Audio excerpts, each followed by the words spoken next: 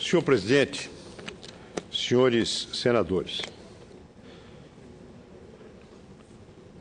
os jornais de ontem estamparam, com grande destaque,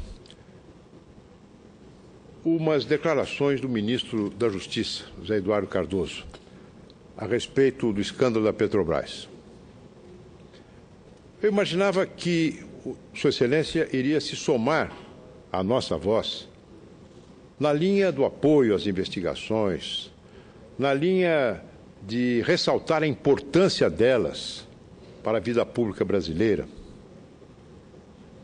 No entanto, Sua Excelência fez uma declaração fanfarronesca. Em primeiro lugar, atribui a ele, a si mesmo, como a gralha que se enfeita com as penas do pavão, da fábula, ter conferido autonomia à ação da Polícia Federal e orçamento para que pudesse trabalhar.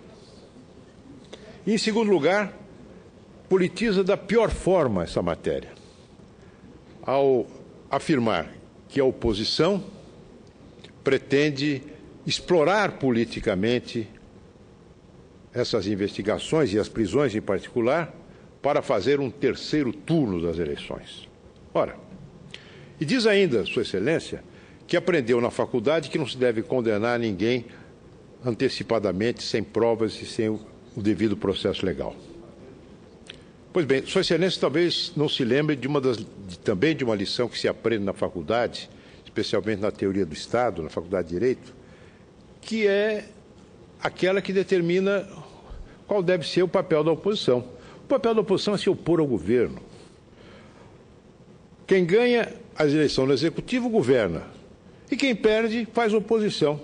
Ora, é assim que as coisas funcionam na democracia. E desse ponto de vista, nós não vamos por terceiro turno.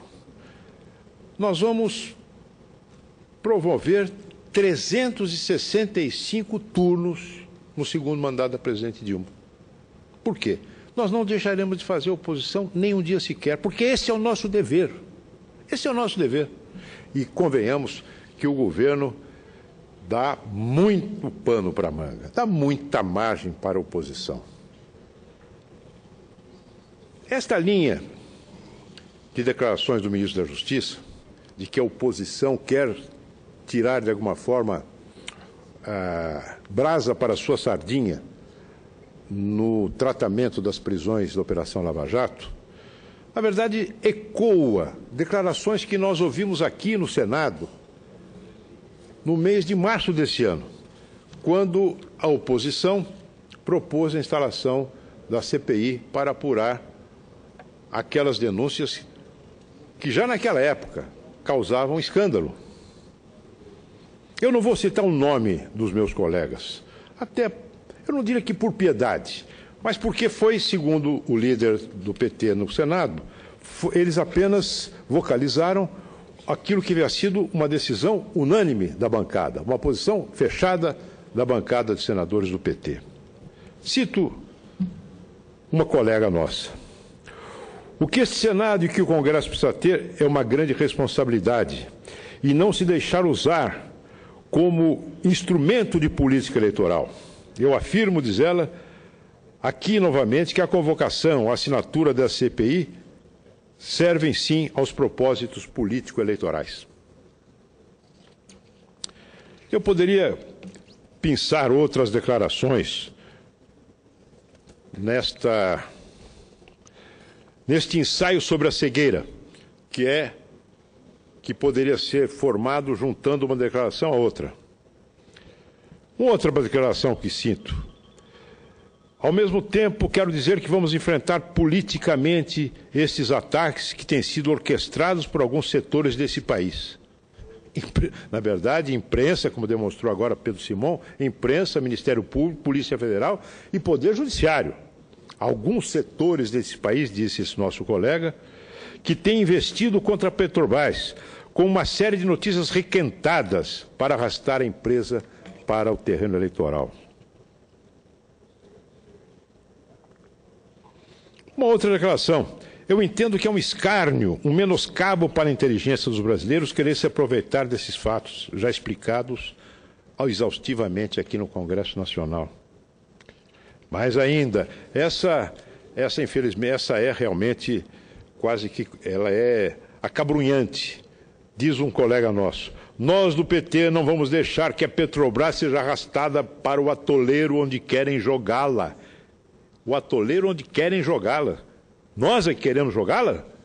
Ou foi o atual governo que jogou? Ou o governo anterior que jogou? Nós, do PT, temos a responsabilidade com esse patrimônio dos brasileiros, um dos maiores ativos da nossa economia, que infelizmente está sendo dilapidado moral, econômica e financeiramente por esse governo. De modo que esta linha, senhor presidente, de argumentação política, essa retórica da cegueira, que é a mesma do ministro da Justiça anteontem e dos meus colegas aqui no Senado de 6 meses atrás, tem um propósito polêmico, mas segue a um método político. Ela tem um objetivo político. Eu não posso acreditar que entre os inúmeros talentos do senhor José Eduardo Cardoso esteja esse querer tapar o sol com a peneira, ou desconhecer qual é o papel da oposição no regime democrático. Ele sabe perfeitamente. Na verdade, o propósito político é blindar a presidente Dilma Rousseff. Esse é o propósito político. É a oposição que está fazendo isso, nós não vamos permitir, pedra sobre pedra não há de ficar. É blindagem. Porque me parece óbvio, evidente, que a presidente Dilma tem responsabilidade política sobre este escândalo. Dirão, você é favorável ao impeachment? Nesse momento, não. O impeachment é um processo rigoroso, o impeachment é um processo traumático, depende de provas absolutamente inequívocas do ponto de vista jurídico, para que se possa acionar esse mecanismo extremo da defesa da ordem democrática. Mas politicamente, eu não tenho dúvida nenhuma. Quem, durante esse tempo todo, comandou este setor no governo do PT? No governo Lula e no governo Dilma? Como ministra de Minas e Energia, como chefe da Casa Civil e como presidente da República? A senhora Dilma Rousseff. Será que ela não sabia, não tinha condições de saber, não tinha condições de acionar os mecanismos de controle da Petrobras? Se não fosse diante de outras circunstâncias, pelo menos diante do aumento exponencial do custo de uma Abreu e Lima, por exemplo, para saber o que é que estava acontecendo. Ela tinha tudo, mas não fez. Então é responsável. O padre Vieira, no seu discurso, no seu sermão, chamado Sermão do Bom Ladrão, cita o rei grego Agamenon, e dizia o seguinte: quem, podendo, não impede o pecado, ordena-o. Ela não impediu, ela podia ter impedido. Tinha o dever de impedir, o dever de gestora. E não faltaram alertas. Senhores senadores, o Tribunal de Contas da União enviou à Comissão Mista de Orçamento a recomendação para que a obra de Abreu e Lima, da refinaria de Abreu e Lima, orçada em 2 bilhões de reais e agora custa mais de 20 bilhões, e ainda não está concluída, o Tribunal de Contas da União pediu que o Congresso Nacional sustasse o pagamento desses contratos sobrefaturados. Muito bem. Naquela época, apontava-se um buraco, já naquela época, em 2010, de 6 bilhões de reais. O Congresso Nacional fez aquilo que devia fazer. Colocou na Lei de Diretrizes Orçamentárias a determinação da suspensão de pagamentos desses contratos, decorrentes desses contratos. pois o presidente Lula vetou esse dispositivo da LDO. E quem encaminhou o veto aqui para o Senado, para o Congresso Nacional? A sua chefe da Casa Civil, Dilma Rousseff. Então ela foi alertada sim. A oposição tentou fazer uma CPI aqui no Senado, no Congresso Nacional, aliás, no Senado, em 2010. Como agora, como esse ano, o governismo da época, sem ter conseguido impedir, botou o pé em cima para que ela não funcionasse. Ela sabia. Ela sabia. Disse a senhora presidente agora na Austrália que nunca antes nesse país, não sei se usou essa fórmula clássica do presidente Lula, mas nunca antes se havia apurado um escândalo envolvendo governo e empresas. Nosso decano, Pedro Simão, acaba de desmentir essa afirmação com fatos. Já houve presidente com impeachment, houve os anões do orçamento, houve o mensalão. Agora, nunca nessa proporção. O escândalo da Petrobras não é apenas um escândalo de corrupção, envolvendo recursos fabulosos. Ainda hoje está nos jornais uma notícia que dá conta de que apenas um assessor do senhor Duque, um assessor, teria feito um acordo de delação premiada no qual ele se compromete a repatriar 97 milhões de dólares que colocou lá fora. Um assessor, 97 milhões de dólares norte-americanos. Um assessor. Aquilo que ele confessou, que se dispõe a trazer para dentro do Brasil. Então, é um volume imenso. Mas é uma trama envolvendo empreiteiras, envolvendo políticos de vários partidos e envolvendo funcionários, dirigentes, diretores da Petrobras.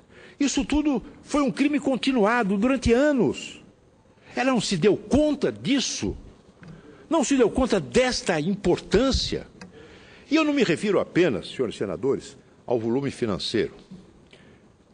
As consequências desastrosas para a empresa e para a economia do Brasil já começam a aparecer com o impedimento da Petrobras de publicar o seu balanço. Mas aí está não apenas desvio de recursos, está um método de governar. Isto é absolutamente inédito. Houve sim casos de corrupção em outros governos. Mas instituir a corrupção como método para formar maiorias parlamentares, método para arrumar apoios, para arranjar apoios eleitorais, método para dominar o Congresso Nacional. Já tinha havido antes o mensalão, mas o mensalão continuou. O mensalão, enquanto o mensalão estava sendo apurado pelo Supremo Tribunal, algo muito maior que o mensalão, mas baseando-se na mesma lógica da formação de maioria, de método de governo, estava em andamento. Ela não sabia? Senhores senadores, se um governo, no caso o presidente Lula, recebe a indicação de um senhor, no caso Paulo Roberto Costa, para dirigir para a diretoria de abastecimento da Petrobras, recebe a indicação de um notório mensaleiro, já falecido. Todos sabem a quem me refiro. E nomeia. Será que o presidente Lula, ou a presidente Dilma, que conhecia bem a Petrobras, estaria supondo que este diretor de abastecimento estava lá para abastecer o Brasil de petróleo e gás? Ou para abastecer cofres de partidos políticos do governo, que apoiam o governo? É óbvio que sabia. É óbvio que sabia. Senhores senadores, nós estamos diante realmente de um fato acabrunhante, grave, Eu não seria leviano aqui para dizer que a presidente Dilma é pessoalmente desonesta. Não diria isso. Mas que ela se beneficiou desse esquema, se beneficiou. Ela se beneficiou eleitoralmente, politicamente. Ela fez parte de um governo sustentado na lama. E ela nada fez para impedir. Ela não é, evidentemente, ladra. Mas eu me lembro, e todos aqui se lembram, do famoso versículo 23, no capítulo 1 do livro de Isaías. Quando Isaías se dirige ao povo de Jerusalém, reprovando esse povo por se deixar dirigir por príncipes infiéis, príncipes que se afastaram da lei de Deus, príncipes que se afastaram do dever de proteger, como dizia Isaías, as viúvas e os pobres, príncipes gananciosos. E ela diz Isaías: os seus príncipes são amigos de ladrões. Não são necessariamente ladrões, digo eu, mas são amigos de ladrões. E este versículo de Isaías serviu de argumento para uma das mais belas obras literárias da língua portuguesa, que é o Sermão do Bom Ladrão, proferido lá no século XVII por Antônio Vieira. Se Vossa Excelência me permite, senhor presidente, eu vou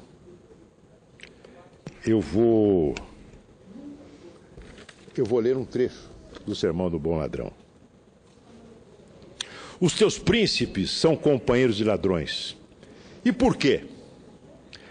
São companheiros de ladrões porque os dissimulam. São companheiros de ladrões porque os consentem. São companheiros de ladrões porque lhes dão postos e poderes. São companheiros de ladrões porque talvez os defendam. E, finalmente, seus companheiros, porque os acompanham e hão de acompanhar ao inferno, onde os mesmos ladrões os levam consigo. Muito obrigado, senhor presidente.